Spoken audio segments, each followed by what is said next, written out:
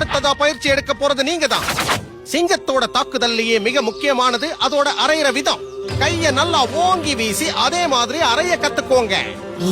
இப்ப நீங்க 2 பேரும் அரைஞ்சு காட்டணும். இந்த மரத்தை ஓங்கி அரைஞ்சு உங்க திறமைய நிரூபிச்சு காட்டுங்க.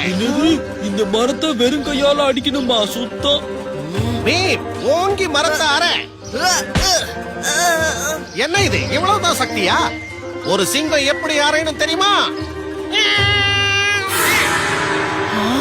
சிங்கத்தை கடுப்பேத்தினா தெரிஞ்சிரும். நாம வேற ஏதாவது ஏன் மாறும்.